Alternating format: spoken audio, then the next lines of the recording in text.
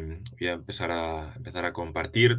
Nosotros hoy en esta hora, incluyendo las preguntas, algunas serán un poquito más sencillas que las de Roberto. He visto que sí que puso el listón alto y así igual que aprendemos los conceptos. Vamos a comenzar un poco con histórico y también la definición de los gemelos digitales, que nos va a dar paso a ver cuáles son los componentes principales de un gemelo digital, cuáles son las ventajas que aportan y también, obviamente, pues los retos. Y en la segunda parte, como comentaba Dolores en la introducción, vamos a hablar de la ingeniería de sistema basada en modelos y cómo se alinea o contribuye al concepto de gemelo digital, viendo unos casos prácticos. Y también es importante siempre, ¿no? La tecnología por la tecnología no es sostenible desde el punto de vista financiero, por lo menos, y un par de casos o estrategias de cara al retorno de la inversión. Y entonces, si comenzamos con la primera sección, vamos a comenzar.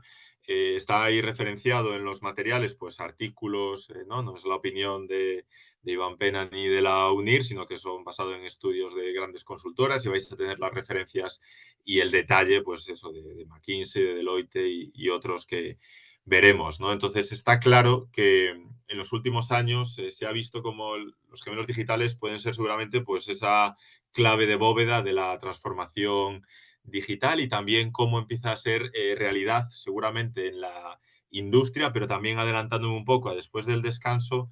Y el objetivo, ¿no?, de esta sesión es pues también en la pequeña y mediana empresa, que no hay que mirar siempre pues al sector automotriz o las grandes industrias, como también puede ser la industria naval y demás, sino que también empezando de forma inteligente, pues en pequeña y mediana empresa se puede beneficiar de este concepto. Entonces vamos a empezar con esas tecnologías, algunas aplicaciones y los retos, y luego veremos casos muy específicos y cuantitativos de ejemplos concretos de gemelos digitales. Esta cifra la hemos escogido, no necesariamente es la más impactante, pero sí que es una de las más cercanas, ¿no? El mercado ya para el año que viene de los gemelos digitales en Europa está estimado en unos 7.000 millones de euros, y no solo eso, sino que está el interés compuesto, esa bola de nieve, en términos ya a lo mejor financieros, es muy potente porque se ve como la tasa anual de crecimiento para lo que nos queda de esta década está en el 42%, o sea que es realmente un incremento muy considerable. También cuando se pregunta, ¿no?, a los directivos de las empresas, su amplia mayoría optan por o dicen que priorizan la digitalización con planes estratégicos, con planes de transformación digital, y recordad que el gemelo digital seguramente como concepto pues aúna la mayor parte de estas iniciativas seguramente de la digitalización. ¿Y por qué? Otra vez, no es solo por ser digitales, sino porque los estudios apuntan a que como mínimo hay un 10% de incremento en la facturación gracias a la implementación de gemelos digitales, que puede ser bien porque, como veremos, reducimos costes de operación o también en la otra vertiente, que ofrecemos productos nuevos o productos que nos diferencian o productos adicionales a lo que tenemos actualmente.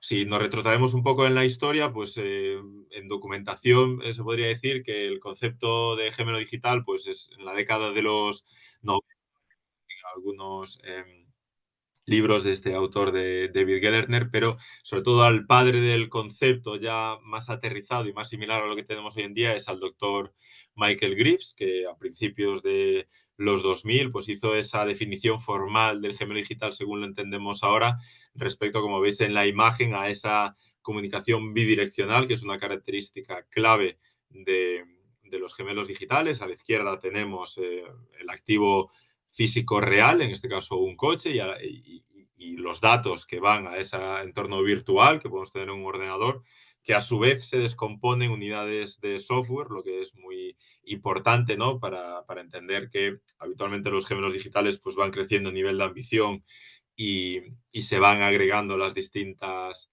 partes. Y lo que vuelve desde el mundo virtual al real, que es la clave de la diferencia también con el modelado y simulación tradicional, pues ese impacto o esa actuación sobre el activo físico, ¿no? Con lo que cerramos ese bucle y es el elemento clave de los gemelos digitales.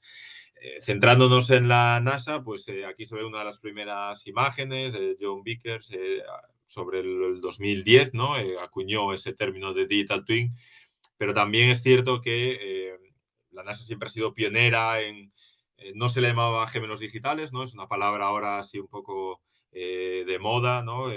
Comentaba en la preparación de esta serie, de este webinar, cómo a mí personalmente me llamaba mucho la atención Nvidia, que puede ser la empresa casi más de moda de este año, ¿no? Seguramente junto con OpenAI y demás, pues en su keynote, el CEO, en su hora y media clave del año, pues seguramente la palabra que utilizó más después de inteligencia artificial y CUDA y demás fue gemelos digitales. O sea que realmente hay una apuesta muy fuerte de la industria y en los gemelos digitales, ¿no? Pero si nos volvemos a la década de los 60, pues había muchos conceptos que no se le acuñaba como gemelo digital, pero en esos simulaciones y en esa realidad, esa escala que hacían como preparación en la NASA, pues cumplía con muchos de los criterios, no con todos seguramente, pero sí con muchos de los criterios y ahí pues también tenéis una referencia que entra más en detalle en este concepto. También, como comentaba Dolores, ¿no? Estoy en el grupo en la OTAN que está mirando la interoperabilidad entre gemelos digitales pues, de los activos que se atienden a la OTAN, ¿no? Infraestructura crítica y luego todos los activos de defensa. Y esta es la definición que está ahora mismo siendo aprobada y pasando el filtro de lo que es un gemelo digital, que básicamente es un modelo virtual, ¿no? Que lo tenemos en el ordenador y que está validado, es muy importante para no perder la credibilidad y que los usuarios realmente confíen en las recomendaciones, siempre es de algo que es o va a ser un activo físico o un proceso. Por tanto, es algo que tiene que tener su gemelo físico y la clave es que no tiene que estar conectado todo el rato, no tiene que estar conectado en tiempo, sí que tiene que estar conectado con la frecuencia que sea necesaria para esa aplicación. ¿Y por qué queremos que esté conectado a lo largo del ciclo de vida? Pues para permitir esas capacidades que comentábamos antes de simulación, de optimización y sobre todo pues para poder tomar decisiones informadas. Y bueno, aquí os queda la definición tanto en español, que la hemos traducido, como la oficial, digamos, que está en proceso de ser validada. Siempre puede haber retoques en inglés. Y si entramos poquito a poco más en los específicos de qué es un gemelo digital, pues como veíamos en todas estas definiciones, son unas entidades que tienen una naturaleza propia, por tanto existen, ¿no? En el ordenador y como veíamos cada vez está más extendido, ¿no? ¿Y qué hacen? Pues representan y tienen la capacidad de simular virtualmente su parte o su contraparte física para poder predecir el comportamiento y adelantarse a posibles situaciones y por tanto se integran en ese producto real formando el concepto, que podéis buscarlo también, de sistema ciberfísico, que va muy de la mano del gemelo digital. Y es muy importante porque entonces te permite ver cómo se está comportando ese activo físico o ese proceso respecto a cómo se debería de comportar, que es la clave, ¿no? Saber cuál debería ser el comportamiento esperado y cómo está, qué está ocurriendo, pues para poder ver diferencias y cómo actuar. Todo esto obviamente es gracias a la sensorización, por eso este concepto de gemelo digital requiere, ¿no? De conceptos como el IoT para poder tener una mayor sensorización y mayor datos que convertir en información.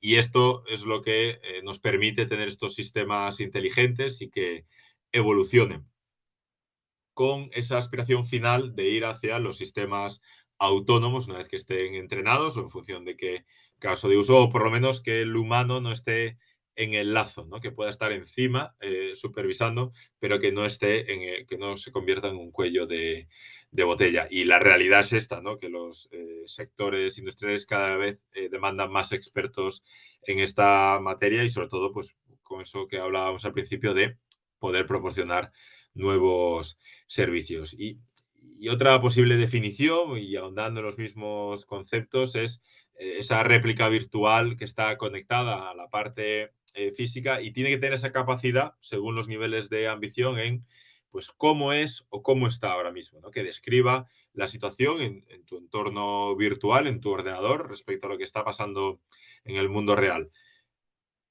Y luego puede ir un siguiente nivel más allá, que es diagnóstico, ¿no? ¿Qué sucedió?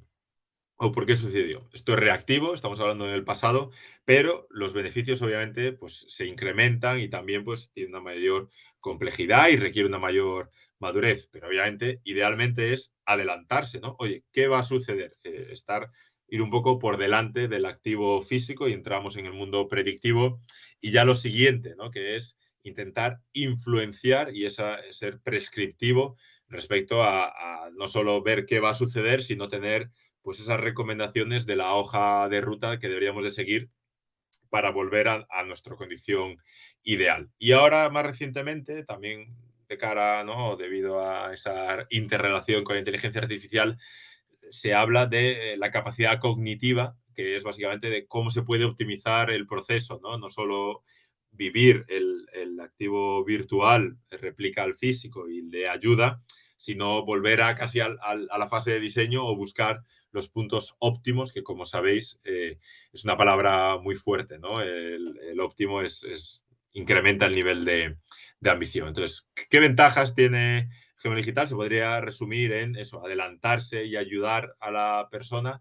Y como veíamos, pues podemos optimizar tanto las fases iniciales del diseño como una vez que está entregado el producto o el servicio o estamos en el proceso en el cliente, con el objetivo de anticiparse y realizar esa verificación y validación, sobre todo en sistemas un poco más complejos, pues somos capaces de realizar pruebas que de otra forma, si no, tendríamos que esperar a tener ¿no? ya el equipo producido y por tanto va también de la mano de ser ágiles y con el objetivo último de apoyar esa toma de decisiones y ser capaces de identificar esas posibles deficiencias, como decíamos antes, ¿no?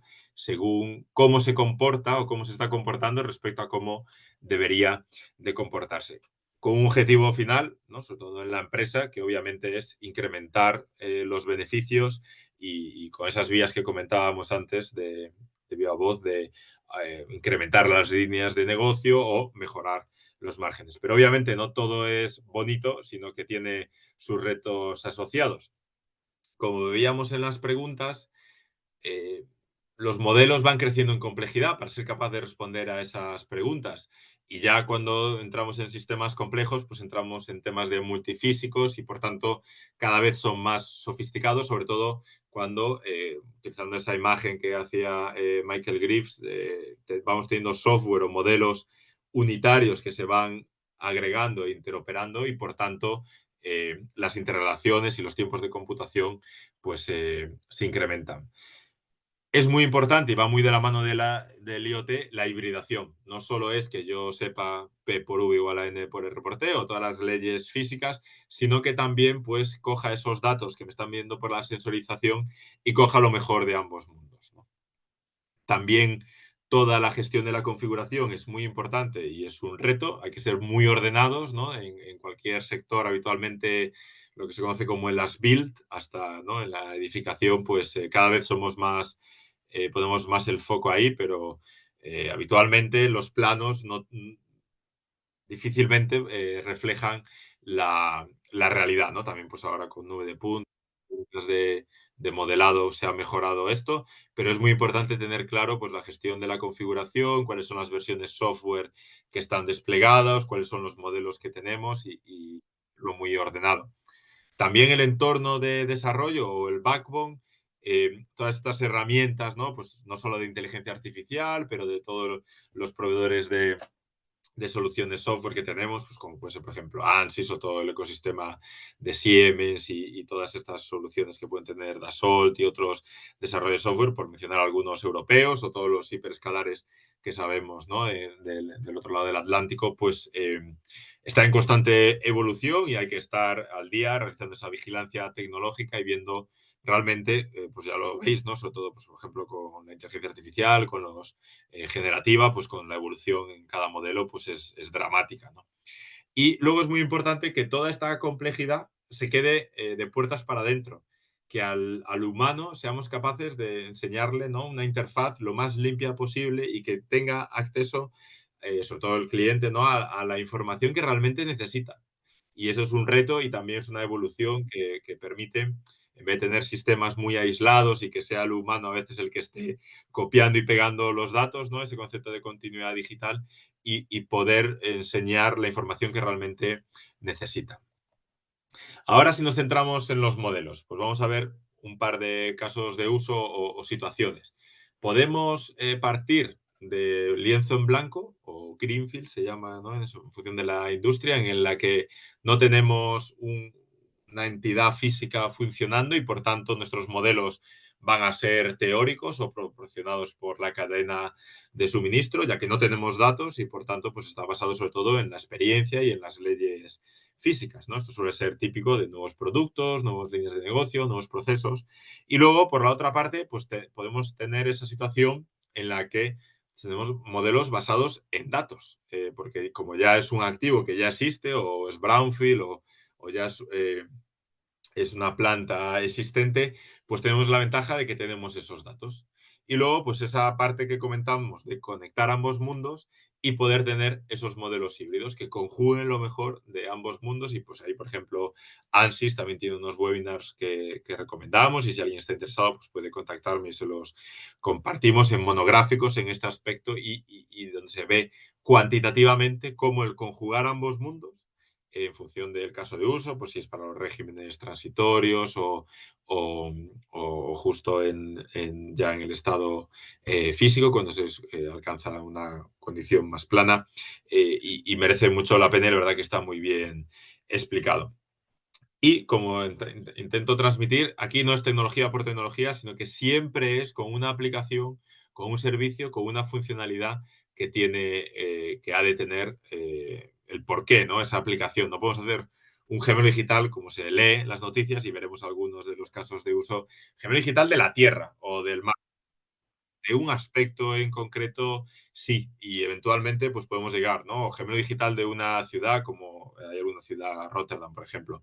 Bueno, está bien como nombre, como branding, sin embargo, luego veremos, un ejemplo de un aeropuerto, pues lo que vas teniendo son componentes específicos y son pues gemelos digitales ¿no?, de un equipo, de un sistema, y luego los vas integrando, ¿no? Pero siempre teniendo una finalidad que podamos rentabilizar lo que estamos invirtiendo. Vamos a ver muy por encima ahora las aplicaciones y luego entramos un poquito más allá, pero como comentábamos, el objetivo es generar esa información valiosa que repercuta en el activo físico, ¿no?, en su gemelo físico, no que se nos quede en nuestro ordenador. ¿Dónde han empezado? Pues mucho, pues en toda la generación eléctrica, hay muchas aplicaciones de gemelos digitales. Obviamente en primera instancia o ese componente de maqueta digital, de modelo 3D, que suele ser esa entrada, esa interfaz humano-máquina con los gemelos digitales, pues el modelo BIM, que como sabéis ya es obligatorio, ¿no?, en ciertos países entregar junto a un edificio, una residencia, pues se apoya y es el germen perfecto para conseguir ir al siguiente nivel de ambición, tener un Building Management System, un BMS y seguir incrementando, integrando el IoT, la sensorización, para poder decir que tenemos un gemelo digital conforme a la definición que vimos al principio. También el sector automovilístico y toda la planta, como está muy sensorizada y son temas muy repetitivos y muy fáciles de cuantificar, pues ahí es donde eh, iniciaron buena parte de las aplicaciones de gemelos digitales y en servicios sanitarios, sobre todo del otro lado del Atlántico, debido a la casuística, ¿no?, de que un pequeño beneficio pues repercute, o una pequeña mejora repercute mucho beneficios, son entidades privadas, pues por ahí también. Y más en el estado del arte, pues utilizando lo que se le denomina, ¿no?, con mucha cautela, pues gemelo digital del ser humano o de un paciente, pues el intentar precisar, por ejemplo, el mejor medicamento posible, o también a nivel de investigación, pues está ayudando mucho a anticiparse a no posibles vías muertas, digamos, y ir focalizando mucho cuáles son las líneas que pueden ir a las siguientes fases ya con humanos, ¿no? Vale, pero ¿en qué se materializa un gemelo digital? Pues por una parte son esos conjuntos de modelos que hemos visto, que también pues hay muchos estándares que se están imponiendo en la industria que nos permite interconectarlos, ¿no? Pero al final es eso, son unos ejecutables, por así decirlo, que tenemos en nuestro ordenador con una interfaz humano-máquina o ese frontend y por detrás el software que los lanza, que los ejecuta, que tiene los algoritmos en función a las salidas de esos modelos. Y todo esto tiene que correr en una infraestructura que también va a demandar mucha energía, como sabéis y como se ve que es la siguiente limitación seguramente de la inteligencia artificial y lo que nos tiene que permitir pues todo ese intercambio de información de forma relativamente sencilla y económica de estos datos que estamos haciendo entre la parte virtual y la física.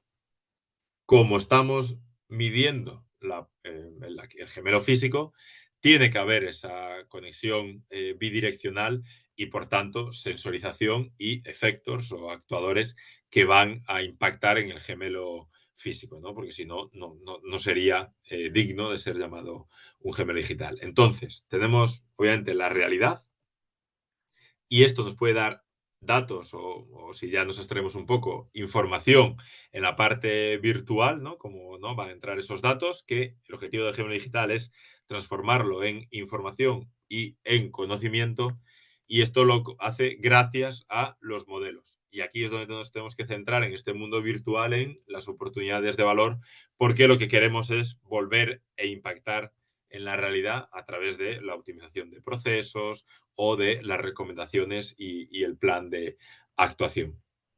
Aquí es muy importante destacar que la madurez se va incrementando casi a pasos agigantados en los últimos años, sobre todo cuando subimos el nivel de ambición y no nos quedamos en un gemelo digital de un equipo, ¿no? Y el tener estos modelos cada vez más fidedignos nos permite ser capaces de realizar instanciaciones o despliegues de una forma eficaz, de tener la capacidad de análisis para centrarse en el valor añadido. Todo esto viene gracias a la computación, con eso que decíamos antes, ser capaces de predecir y anteponerse y combinar la parte real y virtual. Y bueno, el estado del arte actual en la tecnología, pues tenemos eso, lo que veíamos un poco antes, ¿no? Esa parte de IoT, esa capacidad de procesamiento en la nube.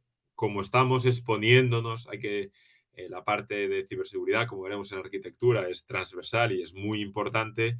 Eh, Toda la parte de modelado 3D, bueno, pues con las soluciones de Unreal, Unity, del propio NVIDIA, con Omniverse, pues es muy importante, y la utilización de inteligencia artificial pues para realizar esos modelos. Y luego los dispositivos, cómo vamos a presentar esta información, ya si en wearables o en dispositivos móviles, pues es muy importante también pensar esa experiencia de usuario y no pensar únicamente que vamos a enseñar lo mismo si estamos delante de la pantalla o si estamos en un coche, ¿no? Es importante.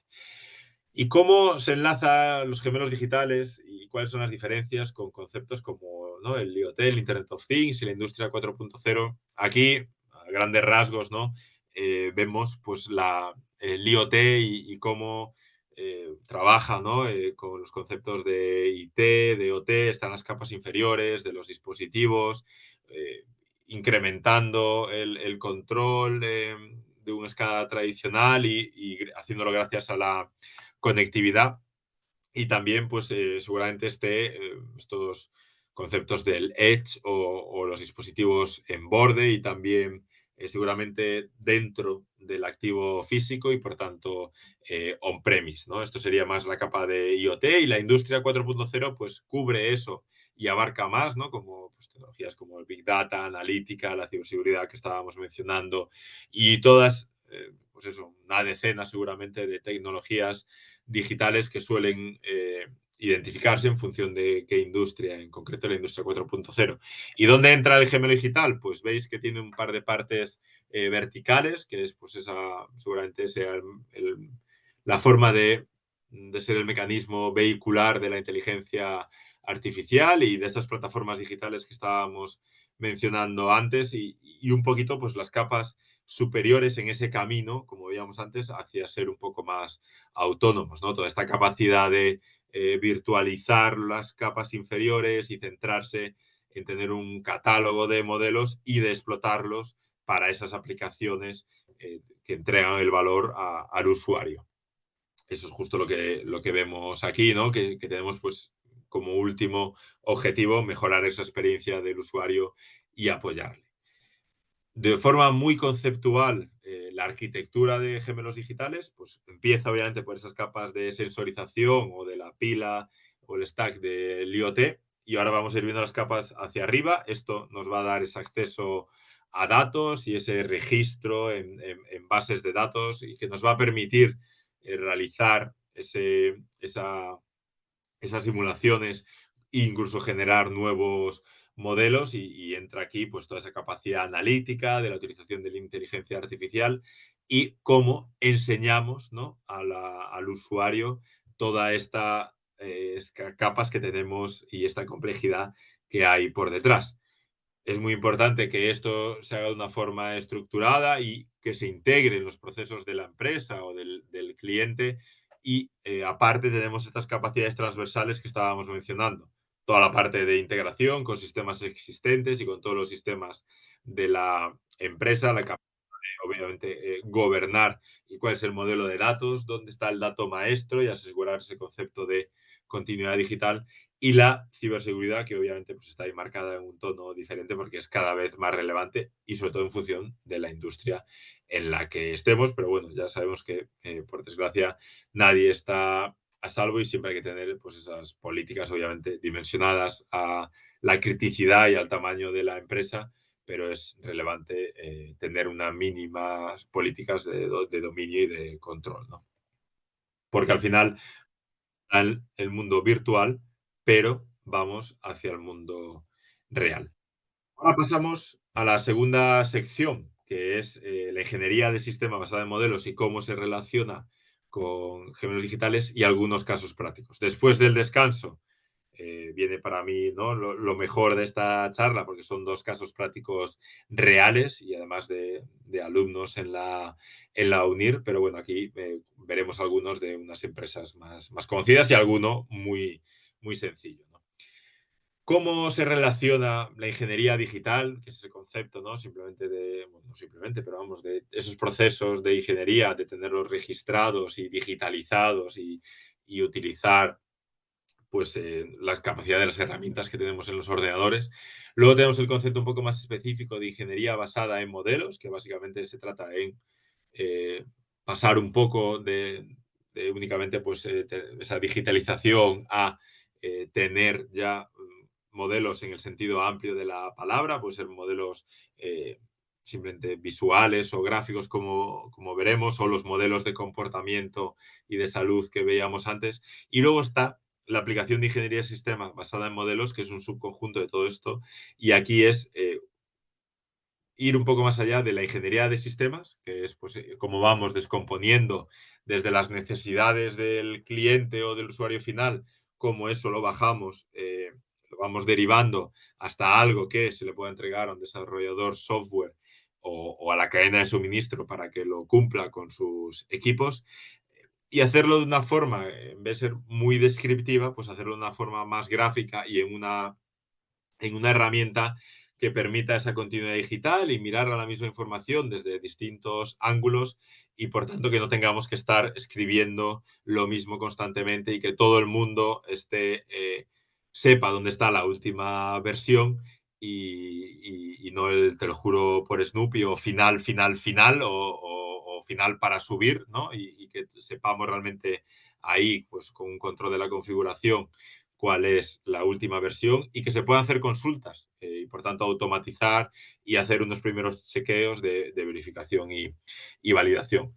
La ingeniería de sistemas basado en modelos pues también se apoya habitualmente, ¿no? Estos lenguajes de Unified Modeling Language, UML y SysML, que podríamos entrar en detalle, y en la formación de Unir se entra en detalle en cuáles son las diferencias y los puntos fuertes y débiles. Aquí otra imagen y un artículo que es bastante didáctico respecto a esa ¿no? Esa relación entre los conceptos que veíamos antes de una forma más conceptual, aquí un poquito más precisa, y veis cómo la ingeniería de sistema basada en modelos pues coge aspectos de la ingeniería digital y, como comentábamos, se trata de pasar de ese pensamiento de sistemas y de cómo el todo es más que la suma de las partes, y conceptos como función, forma y emergencia, ¿no? Aparición de nuevas funcionalidades, a hacer lo mismo, pero centrándonos en torno a unos modelos.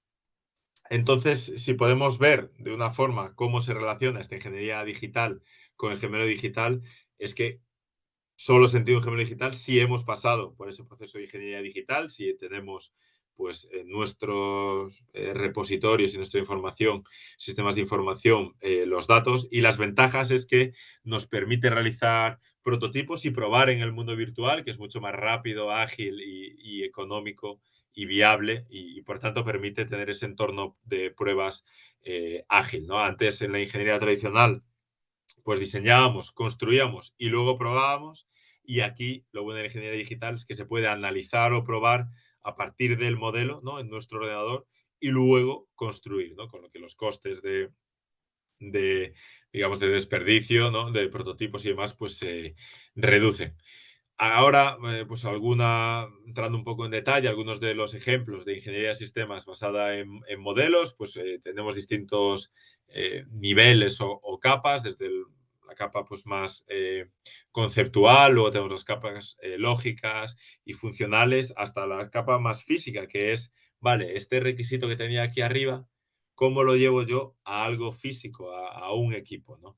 Y bueno, aquí veis algunos ejemplos. Esto, en ingeniería de sistemas tradicional, pues podría estar todo descrito, ¿no? En requisitos completos, autocontenidos, específicos, y sin embargo, aquí lo podemos hacer de una forma que tiene una entidad, y que esto permite también pues, la continuidad digital. Luego puedo ir a una herramienta de simulación y no tengo que empezar desde cero leyéndome los requisitos y viendo cuáles son las entradas, cuáles son las salidas, sino que ya puedo, utilizando el estado del arte, la verdad, esto sigue siendo work in progress, ¿no? Trabajo a seguir refinando. Estas entidades que están aquí pues se pueden llevar a esas herramientas de simulación, y por tanto ya tienes sincronizado pues esas entradas, esas salidas, y tocas en un sitio, que es la clave, ¿no? De la continuidad digital, y saber dónde está el maestro y no tener que andar manteniendo muchos sistemas de información que están pues desconectados, ¿no? Esto simplemente es otra visualización, pues un poquito bonita, ¿no? De casi lo más conceptual de lo que sería ingeniería de sistema basada en modelos. Aquí un entorno, pues, ¿no? De unos centros en tierra, cómo se comunican con unos barcos, y se muestra ahí, pues también ya casi un poco hasta a nivel de tecnología. Y bueno, veis el tipo de comunicación principal que hay entre estos activos. Y luego lo que comentaba aquí, ¿no? Te pueden decir que tienes un gemelo digital del aeropuerto, o un gemelo digital, ¿no? De una zona. Y al final lo que podemos ver cómo son agrupadores de gemelos digitales. Y, por ejemplo, si utilizamos este ejemplo que tenéis ahí, pues un recurso de bastante reciente publicación, tú puedes tener un gemelo digital, un proceso que simula el sistema de recogida de equipajes con el sistema de facturación, y eso te daría, pues si los integras los dos, pues te daría pues ese sistema de sistemas de la gestión en tierra de estos activos, ¿no? Y por otra parte, pues puedes tener lo que es el sistema de sistemas de la parte aérea, más de la parte pues ¿no? de la flota de los aviones. Si tú integras ambos, pues puedes tener por ahí el sistema de sistemas de un aeropuerto. Podrías decir que tienes el gemelo digital del aeropuerto, pero realmente también el aeropuerto, el flujo de personas sobre todo, pues se puede ver afectado por la ciudad, ¿no? Por esos sistemas de transporte público, pues por la gestión de también, no solo pues eso, de buses, de taxis, de autobuses, sino pues también, por ejemplo, pues ¿no? de otras empresas de transporte privado. Y todo esto te permite decir que tienes un sistema de sistemas del sistema de transporte, ¿no? Y es muy ambicioso, pero como veis, hay varios niveles y también la ingeniería de sistemas entra en este juego de ir derivando y detallando pues todos estos gemelos digitales, ¿no? Hay muchas taxonomías de modelos. Una que podríamos utilizar, sencilla, y por eso la hemos escogido, es que los modelos pueden ser matemáticos o físicos, ¿no? Esos modelos físicos, pues pueden ser aquellos que están producidos, que existen, que puedo tocar, ¿no? Y es importante distinguirlo de los modelos típicamente de simulación que están basados en leyes físicas. Y la diferencia entre modelos analíticos y simulación, pues aquellos que tienes una expresión que no requiere un simulador, una llamada, no requiere un tiempo extendido de computación y simplemente pues, pueden ser unas tablas o unas leyes que sean inmediatas, ¿no? Y esa es la diferencia dentro de los modelos matemáticos, de los modelos analíticos, frente a los modelos de simulación.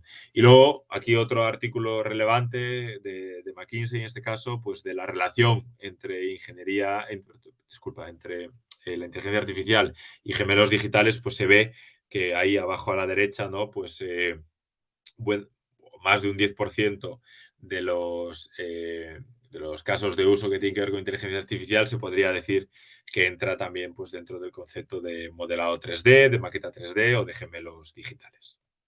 Y ahora vamos a ver un ejemplo muy terrenal, ¿no? Que es un amortiguador de un coche bueno, con ya algo más cuantitativo. Pues este amortiguador se compone de distintos modelos, ¿no? Tampoco vamos a entrar aquí súper en detalle, pero tienes por una parte el modelo de velocidad, por otra parte un modelo térmico, el modelo de la fuerza y también pues luego vamos a tener una red neuronal. Y con qué objetivo? Con mejorar la precisión y la eficiencia del sistema de la estimación de la condición del amortiguador. ¿Y por qué es relevante? Pues porque es un sistema que es crítico y que no es de fácil acceso o que tenga un sensor que te pueda de forma directa estimar cuál es la condición, ¿no? Y estos modelos no tienen una relación plana, sino que tienen una relación entre ellos, ¿no? Si tenemos esas medidas que sí que se pueden obtener de forma casi inmediata de cuál es la posición y, por tanto, derivando ¿no? Pues veces de la aceleración y de la fuerza, pues tenemos estos modelos que hablábamos antes, ¿no? Que van a tener estas entradas, así a grandes rasgos, ¿no? De la posición y aceleración, en el caso del modelo mecánico, o de velocidad, pues de la posición, también obviamente la temperatura, sobre todo en el modelo mecánico es relevante y de esto nos vamos a tener la velocidad. Obviamente la temperatura también trabaja en el modelo térmico y si tenemos en cuenta estos tres modelos, al final vamos a tener tres salidas clave.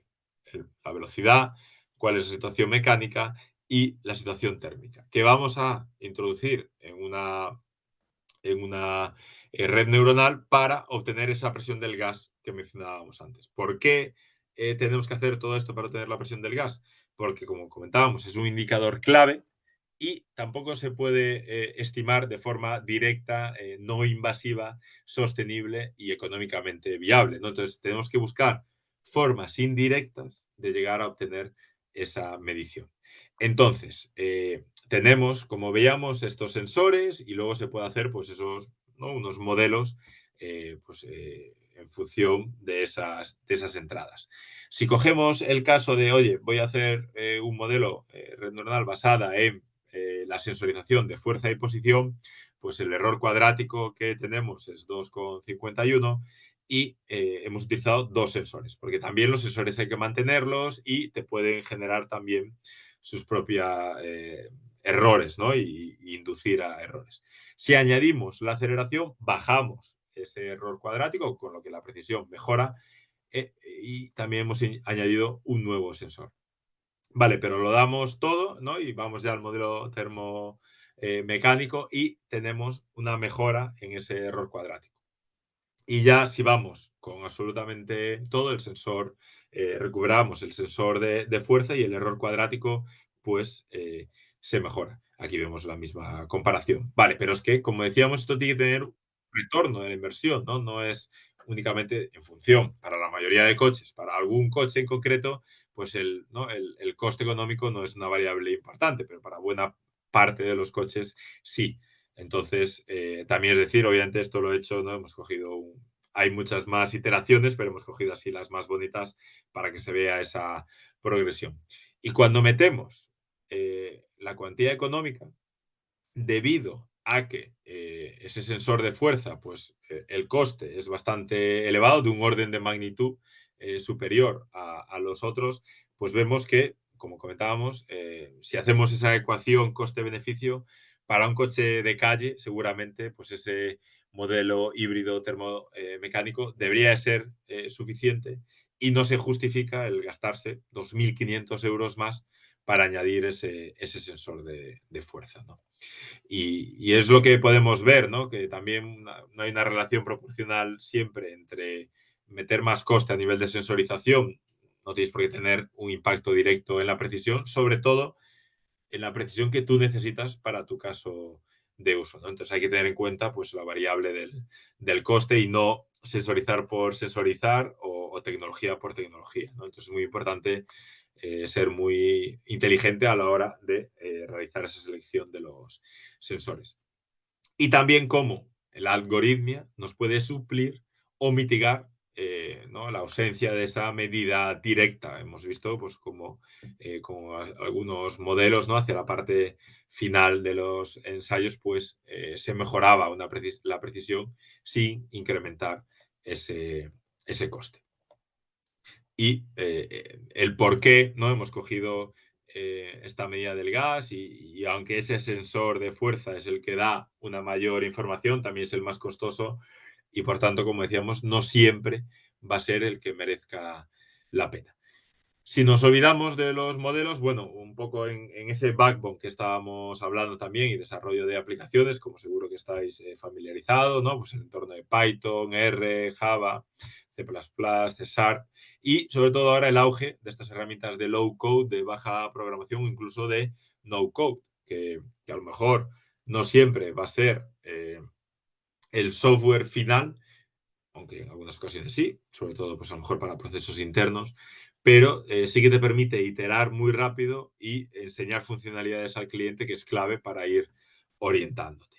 Hay que tener en cuenta que obviamente pues, el modelo de negocio de que tú no tengas que estar ahí, ¿no? como se dice vulgarmente, picando código y puedes hacer drag and drop e ir soltando los componentes y los widgets, va en contraprestación a que obviamente pues haya habitualmente un coste superior de licencias asociado y también pues al no tener tú ¿no? la barra de control de comandos para escribir la funcionalidad, pues la capacidad de personalización puede ser a lo mejor un poco más reducida. Aún así, es la tendencia actual hacia estas herramientas digo, y también ayuda a poder reutilizar rápidamente, tener tu propio catálogo de aplicaciones, ¿no? Y bueno, aquí simplemente Mendix es una de las que destaca más y trabaja mucho en la nube y bueno, tiene muchas APIs de integración.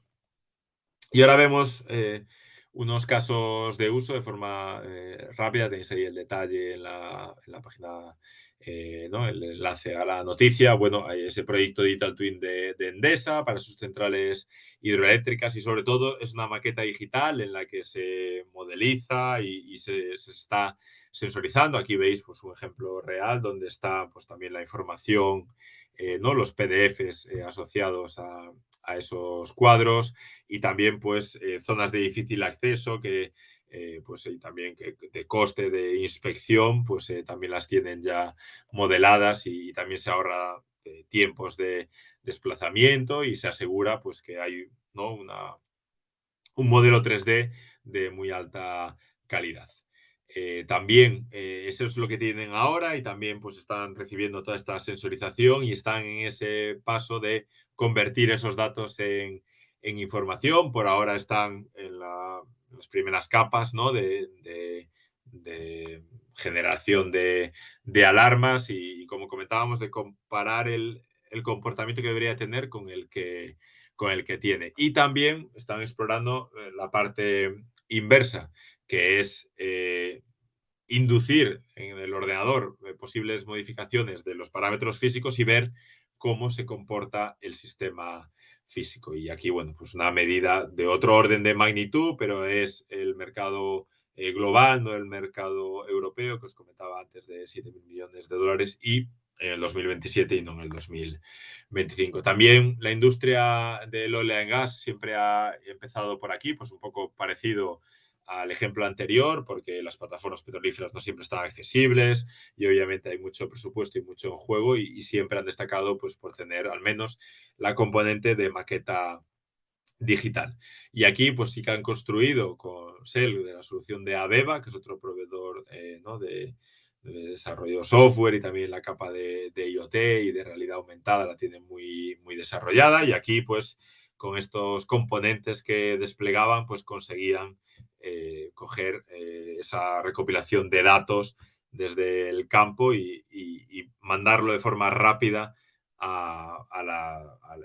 ¿no? a las sedes centrales y sobre todo es relevante toda la capacidad de datos que existen, 7,5 millones de datos en todo SEL y realizando cálculos, ¿no? Más de 100.000 cálculos por minuto y muchos usuarios, más de 15.000, accediendo, ¿no? de forma regular a esa información. También con la sostenibilidad, en cierta medida, pues ¿no? Hay siempre hay válvulas y demás que están difícil acceso y son infraestructuras críticas y es muy importante no prevenir pues, cualquier posible eh, funcionalidad anómala, ¿no? Y obviamente son los costes tanto en reparaciones como en reputación, como el coste de que no se esté extrayendo, pues bien sea petróleo o gas, ¿no? De esa reserva. Y bueno, pues un caso de uso también bastante interesante. Y luego, al final, es importante entender que siempre partimos de esos modelos, de esos algoritmos que se refinan con los datos y el concepto de sensor virtual, donde allá donde pues ya lleguemos tarde o es una infraestructura que ya existe, pues si hay una medida que consideramos relevante pero que no la tenemos sensorizada, pues por ingeniería inversa y por medidas relacionadas, pues se puede tener ese concepto de sensor virtual, que a lo mejor no te da la medida, obviamente, exacta, con lo que haría un buen sensor, pero sí que te ayuda si la necesitas tener en el contexto general de gemelos digitales y por tanto, pues formalizar este sensor virtual. Y ahora llegamos al último apartado del retorno de la inversión. Obviamente, ¿no? El retorno de la inversión al final, pues si tenemos más de un 100%, quiere decir que ya en el primer año recuperamos toda la inversión y si no, pues que lo recuperaremos, si Dios quiere, ¿no? A ver si es positivo en los siguientes años, ¿no? Entonces, hay dos grandes líneas y no solo en Gemelo Digital, sino casi en la estrategia mundial. Yo siempre pongo el ejemplo que ahora incluso pues, hasta Amazon cuando compras pañales te intenta hacer una suscripción, ¿no? Intenta acompañarte a lo largo del ciclo de vida, ¿no? Entonces, este es el caso típico en el que tenemos un pico de trabajo y necesitamos, pues, ¿no? Desarrolladores, ingenieros, gente de soporte, porque vamos a entregar un producto, ¿no? Un coche o el activo que sea, y asociada a esa entrega, pues tenemos que dar esas funcionalidades. Y luego no hay ingresos durante el ciclo de vida, durante esa última columna, y hemos tenido ese pico, ¿no? Y a nivel de costes, pues va de la mano, ¿no? Aquí tenemos una serie de voces de diseño, despliegue, operación y demás, y vemos que hay un pico en estas fases, pero en el ciclo de vida no hay gastos, no hay costes, porque no estamos dando ese soporte. Aquí el ROI pues es bastante alto y se consigue recuperar la inversión a los 3 años y medio, un ejemplo, ¿no? Con unos posibles valores. Y luego tenemos el otro escenario, en el que veis que es una curva, una pendiente más reducida, pero acompañamos al cliente durante el ciclo de vida, ¿no? Entonces, veis que esa columna de ciclo de vida a nivel de ingresos existe y, consecuentemente, también a nivel de costes. El ROI, pues es más bajo, tardamos más en recuperar esa inversión, pero aquí tenemos ¿no? ese trade-off, esa comparativa. En el contrato original, pues sí que es cierto que nos aseguramos la facturación al principio, pero también es cierto que la relación contractual se termina ahí y es un momento, ¿no? En la entrega o en la venta, es un momento en el que pues tendríamos que renegociar ese acompañamiento y también pues es verdad que la satisfacción del cliente a lo mejor es menor porque la obsolescencia seguramente o esas necesidades nuevas que pueda tener pues ya no tiene un paraguas, ¿no? Que se las pueda entregar. En cambio, si cogemos el segundo esquema, pues podemos tener nuestras personas, nuestros ingenieros, nuestros desarrolladores en una curva más manejable, ¿no? Y si no vamos pues, por gestión de proyectos y nos exponemos a que algún momento pues, la relación se pueda romper y no hayamos facturado eso, pero sí que es más probable que el cliente reciba más de lo que espera porque nos estamos alineando a sus necesidades, ¿no? ¿Y cuál es el futuro? Pues los gemelos han llegado para quedarse. Tenéis ahí un artículo de IBM y esta situación disruptiva de transformación digital que estamos viviendo, pues son, como decía, la clave de bóveda, ¿no? Y, y cuantos más datos tengamos y más capacidad de modelado y simulación, pues más ambiciosos podremos ser en ese futuro.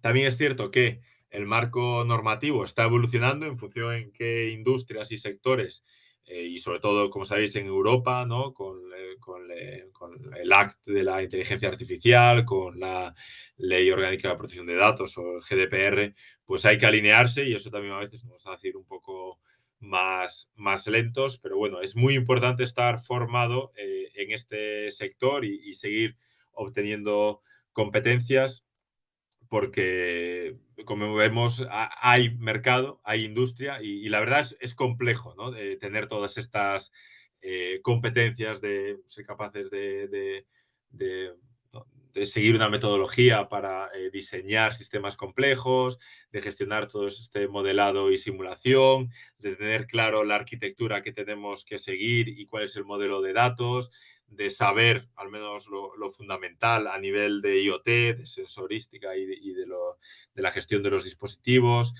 Si miramos más arriba, pues esas capacidades de Big Data y analítica que van de la mano de la industria 4.0. También hay que saber de conectividad, porque obviamente tenemos una actividad, un activo virtual y otro activo físico, y de las plataformas digitales, que es lo tangible, ¿no? Donde se alojan todas estas aplicaciones. Obviamente, como hemos visto, va también muy de la mano de la inteligencia artificial y hay que tener esa capacidad de desarrollar software.